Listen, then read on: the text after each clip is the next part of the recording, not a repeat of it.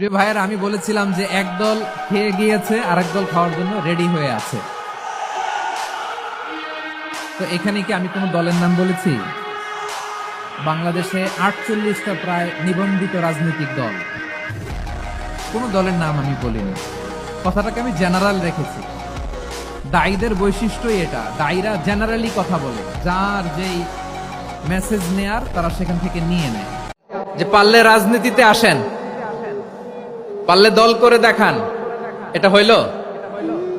আমি কি এরকম কোনো কথা বলেছি? না। আমি একজন মুফাসসিরে কোরআন, আমি একজন আলেম, এর বাইরেও আমার সবচেয়ে বড় পরিচয় আম আ সিটিজেন অফ বাংলাদেশ। আমি বাংলাদেশের একজন সাধারণ নাগরিক।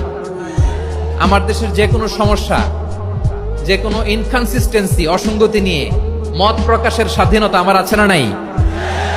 আপনারাই তো বাক স্বাধীনতার কথা বলেন, ফ্রিডম অফ স্পিচের কথা বলেন, বাক স্বাধীনতার কথা বলেন।